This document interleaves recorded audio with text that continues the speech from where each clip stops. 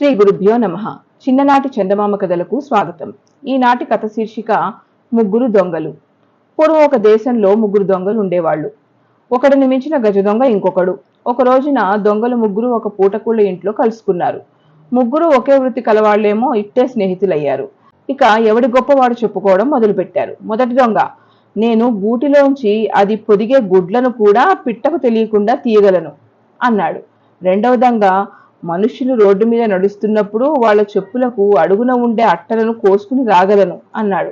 ఇక మూడో దొంగ, అన్నం తింటూ ఉన్నప్పుడు పక్కవాడికి తెలియకుండా వాడి కంచంలోని వస్తువులు నా జేబులో వేసుకుని రాగలను అన్నాడు. దొంగలు ముగ్గురు ఒకరోజు కలిసి ఇట్లా అనుకున్నారు. ఎంత తెలివిగా దొంగతనాలు చేస్తున్నా ఎప్పుడో ఒకప్పుడు పోలీసు వాళ్ళు మనల్ని పట్టుకోకుండా వదిలిపెట్టరు. పట్టుబడ్డామంటే చచ్చేంత వరకు జైల్లో ఉండాలి. మన తెలివి ఉపయోగించి రాజుగారి దగ్గర ఏమన్నా నౌకరీలు సంపాదించామంటే ఈ అవస్థ ఉండదు అన్నారు. ఇట్లా అనుకుని దొంగలు ముగ్గురు రాజుగారి నగరానికి ప్రయాణమై వెళ్లారు. రాజధాని చేరి దొంగలు ఒక సత్రంలో దిగారు. రాజును చూడాలంటే ఉత్త చేతులతో వెళ్ళకూడదు. అందుకోసం రేపు మధ్యాహ్నం లోపల ముగ్గురం 3 విలువైన వస్తువులను సంపాదించుకుని రావాలి అనుకుని బయలుదేరారు. మొదటి దొంగ రాజుగారి తోటలోకి ప్రవేశించాడు. రాజుగారు ఎంతో ముద్దుగా పెంచుకుంటున్న నెమలి ఒకటి ఆ తోటలో ఉంది. నెమలి గుడ్లను పొదుగుతూ ఉండడం చూసిన దొంగ వాటిని జేబులో వేసుకుని వచ్చేశాడు. నెమలి గుడ్లు పోయినట్టుగా రాజుగారికి తెలిసింది. తోట కాపలాదారుల మీద ఎంతో కోపం వచ్చింది. రేపు సాయంత్రం లోపల ఆ గుడ్లను తీసుకొనొచ్చి ఇవ్వకపోతే అందరినీ చంపివేస్తానన్నాడు రాజు. రెండవ దొంగ రాజుగారి రహస్యాలోచన మందిరాన్ని చేరాడు. మంత్రులందరూ రాజుగారి కోసం ఎదురు చూస్తూ అటు ఇటు పచార్లు చేస్తున్నారు. వాళ్లలో ప్రధానమంత్రి ఒక లావాటి ఆయన కూడా ఉన్నాడు. ఆయన తొడుక్కున్న చెప్పులకి అడుగు నుండి ఉండే అట్టలని దొంగ కోసేసి తీసుకుని ఇంటికి వెళ్ళిపోయాడు.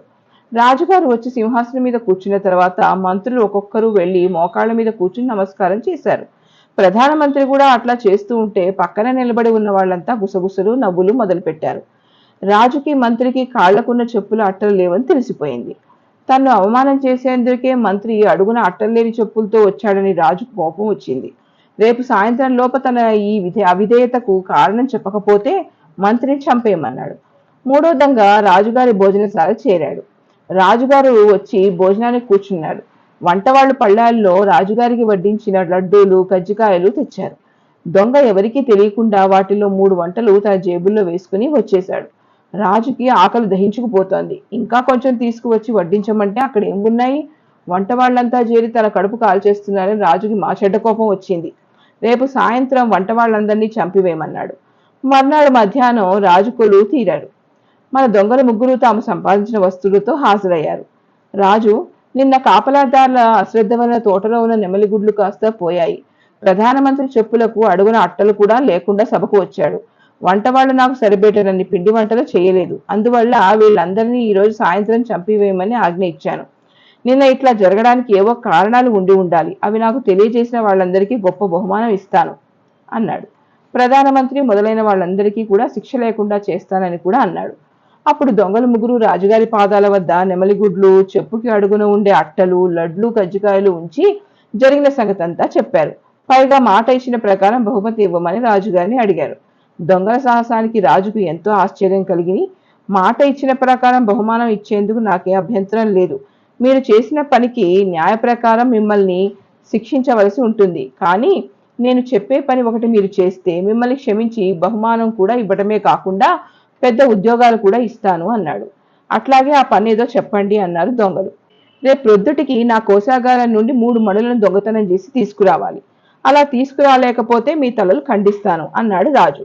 దొంగలు వాళ్లలో వాళ్ళు మాట్లాడుకుని రాజుగారితో, అలాగే, కానీ మేం తెచ్చే 3 మణులు మీ కోశాగారం నుంచే తెచ్చామని మీకు నమ్మకం కలగపోవచ్చు. అందువల్ల మొత్తం ఎన్ని మణులున్నాయో లెక్కపెట్టి ఉంచమనండి. మేము రేపు మీకు ఇవ్వగా 3 మణులు మొత్తంలో తగ్గి ఉన్నట్లయితే మీకు తేలిగ్గా దొంగతనం జరిగినట్టు నమ్మవచ్చు అన్నారు. రాజు సరేనని కోశాధికారితో సాయంత్రం లోపల ఉన్న మణులన్నీ లెక్కపెట్టి ఉంచమన్నాడు.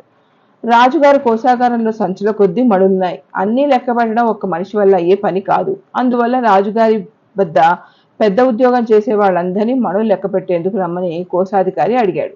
మన ముగ్గురు దొంగలు ఉద్యోగస్తుల వేషాలు వేసుకుని అందరిలో కలిసిపోయి కోశాగారంలోకి వెళ్లి దొంగతనం చేశారు. మర్నాడు ఉదయం రాజు చేతికి దొంగలు 3 మణులు ఇచ్చారు. కోశాగారానికి కబురు పంపించి కనుక్కుంటే నిన్నటి కన్నా ఈ రోజు 3 మణులు తగ్గాయని తెలిసింది. రాజు సంతోషించి దొంగల ముగ్గురికి పెద్ద పెద్ద బహుమతులు ఇవ్వడమే కాకుండా ఉద్యోగాలు కూడా ఇచ్చాడు. ఇంతటితో ఈ కథ కంచికి, మనం ఇంటికి. నా కథలు కనుక మీకు నచ్చినట్లయితే మీ అభిప్రాయాలను తప్పకుండా కామెంట్ల రూపంలో తెలియచేయండి. అలాగే నా ఛానల్ని సబ్స్క్రైబ్ కూడా చేసుకోండి. సెలవు.